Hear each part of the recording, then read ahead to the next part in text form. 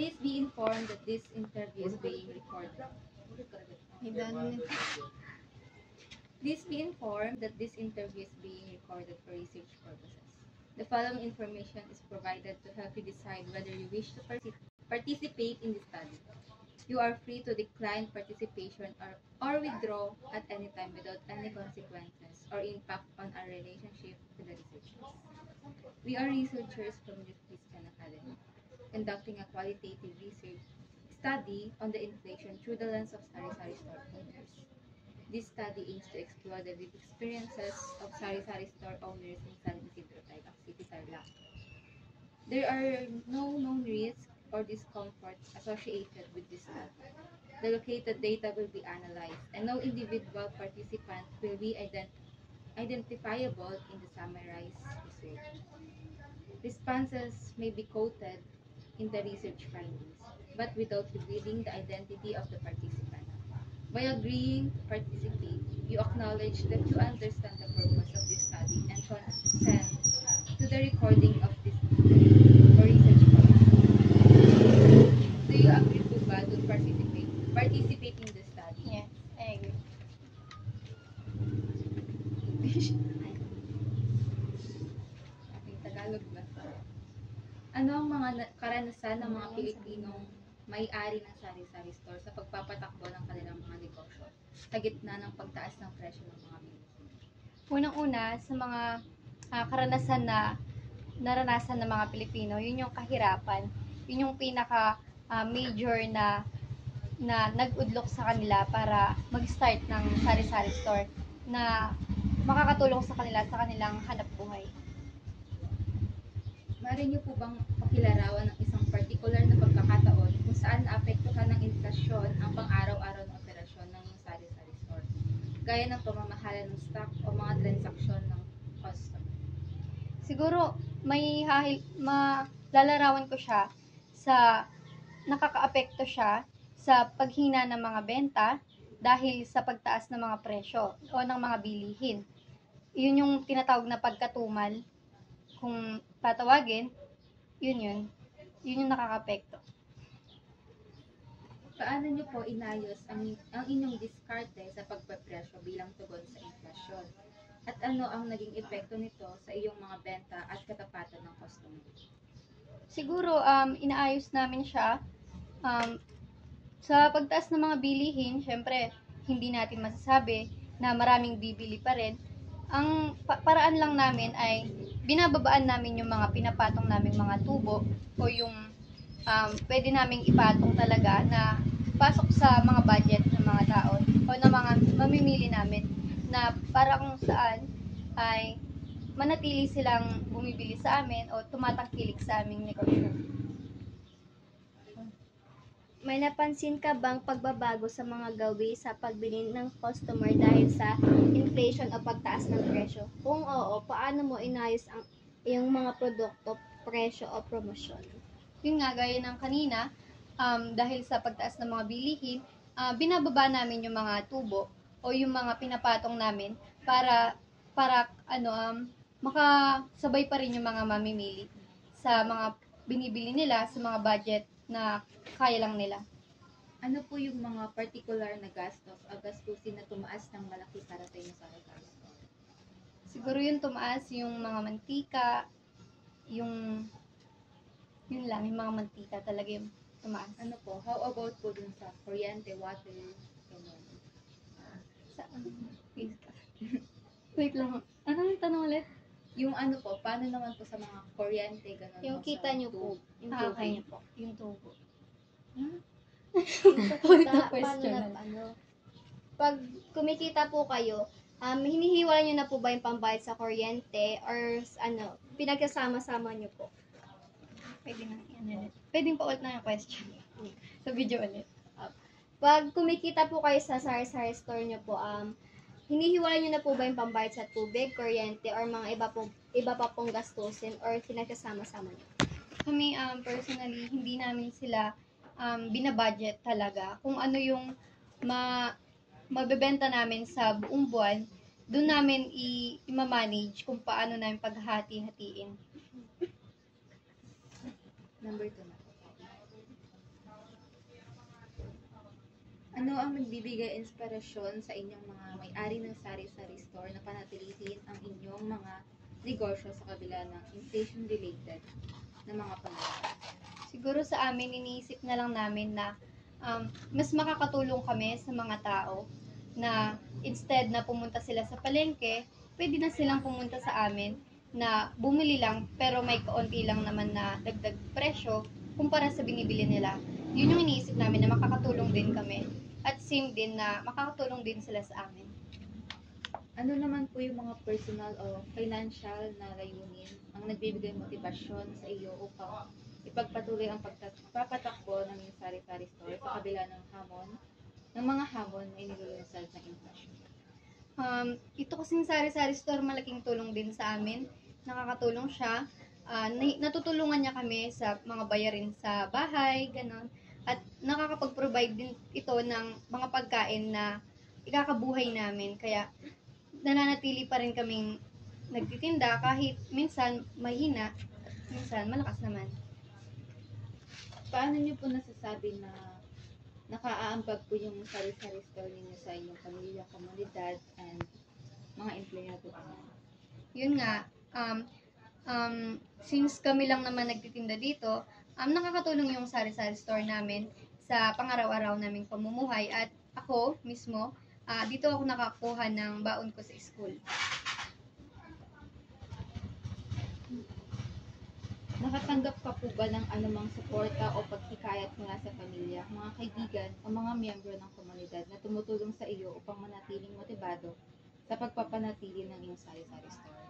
Yes, meron ako mga kamag-anak na nagbibigay ng suporta sa amin at hindi lang yung mga kamag-anak, pati yung mga kaibigan at yung mga taong nakapalibot pa rin sa amin at talagang sinusuportahan pa rin nila kami.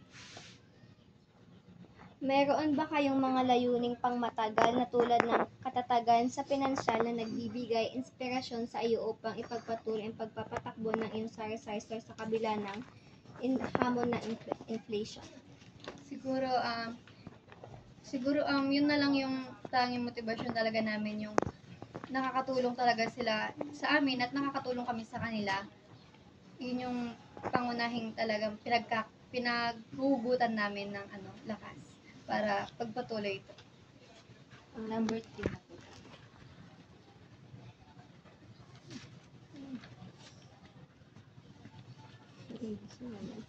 Anong iba pa ang mga mapagkukunan ang inaasahan ng mga may-ari ng sari-sari store tulad ng tulong mula sa gobyerno o lokal na mga network at paano nakakatulong ang mga mapagkukunan ito sa kanila na harapin ang mga pressure ng inflation?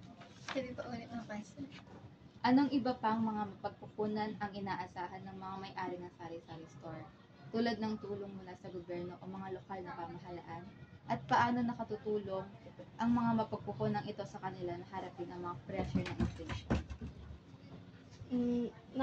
Ito parang ano po to, yung parang may nakuha na po ba kayong suporta mula galing sa government na ipagpatuloy yung sari-sari store po kahit na mataas na po yung presyo ng mga bilihin? Meron po or wala? Parang wala naman. Wala pa po. Wala pa naman.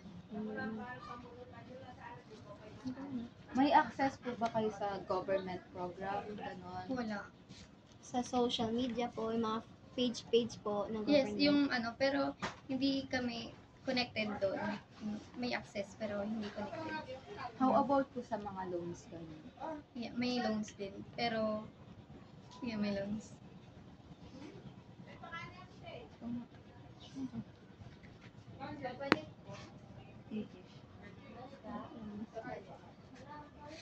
Gumagamit po ba kayo ng local networks para i-share yung mga knowledge nyo or mga resources sa iba pang mga may sari-sari store? Hindi.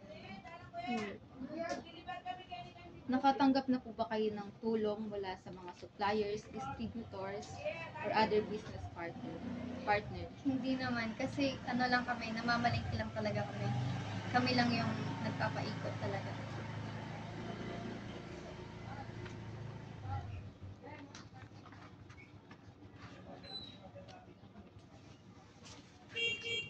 Binibigyan po ba kayo ng advice ng mga pamilya nyo, ganon, or kaibigan?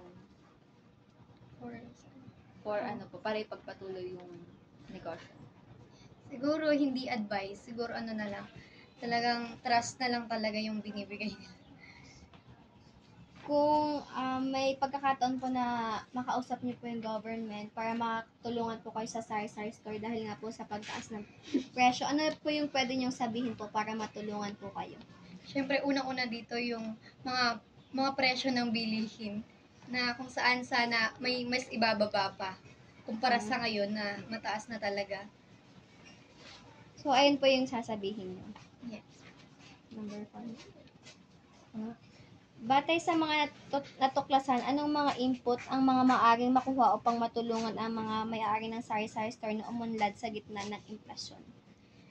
Siguro, pwede na lang tayong magtiwala sa sarili natin na sana may makakaya pa natin at mas may ibababa pa yung mga pilihin na kung saan sana magtagal pa talaga. Anong mga particular na pagsasanay o programa sa pagpapalakas ng kapasidad ang i-recommenda mo para sa mga may-ari ng sari-sari store upang mapahusay ang kanilang pamamahala sa pananalapi o pera? Siguro yun na lang talaga yung pagmamanage talaga. Yung unang-una yung pagmamanage. Ng pera po. Yes, pagmamanage. Anong papel ang maaaring gampanan ng mga lokal na kooperatiba, asosasyon ng kalakalan o mga organisasyon ng komunidad sa pagbibigay ng sama-samang suporta sa mga may-ari ng sari-sari store? Pwede pa ulit yung first. Anong papel ang maaaring gampanan ng mga lokal na kooperatiba or mga government po sa komunidad po sa pagbibigay ng sama-samang suporta sa mga sari-sari store? Ano po yung mga pwede nilang gawin para po mas mapabuti po yung kalagayan po ng sari-sari store niyo? Siguro nga yun na yun yung pagpapababa ng mga presyo ng bilihin. Yun talaga yung inaasahan ng lahat ng mga nagbebenta talaga. Anong mga reforma sa patakaran o pagbabago sa regulasyon ang ipamumungkahi mo upang lumikha ng isang mas kanais-nais na kapaligiran sa negosyo para sa mga may-ari ng sari-sari store, tulad ng pagbawas ng buwis, pinasimpleng pagre-lisensya, o proteksyon mula sa hindi patas na kompetisyon? Ano po? Ito po yung parang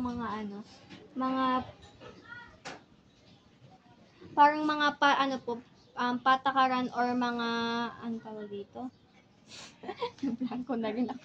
ng mga regulasyon ang imumungkahi mo po para imumungkahi mo upang kanais-nais na kapatid.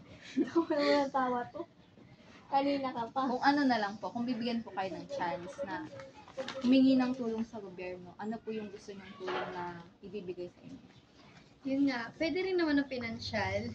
Pero bukod pa doon, sana mas babaan na lang talaga yung mga presyo ng bilihin at yung mga tax na talagang binabawas nila. Yun talaga. Kung magkakaroon po ng programa na ipapaanyaya po lahat ng may-ari ng sari-sari store na magkakaroon po ng programa.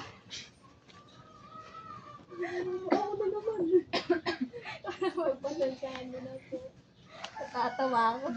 Pupunta po ba kayo sa program na yun para po, yung parang mga government po yung magsasalita nun para matulungan po kayo? Yes, kung talagang makakatulong ito para sa amin, talagang pupunta naman. Mataas po ba yung singil sa tax? Sa ano po? Kahit sa small business lang? Mataas-taas din, kaya yung mga bilihin talaga naapektuhan din. Wait lang naman. So, yung karanasan nyo po, hindi po talaga maganda dahil sa pagtaas ng presyo. Talagang malaking apekto talaga. Talagang kailangan po ng Yes. Kailangan. Thank you po. Sorry po. Okay na.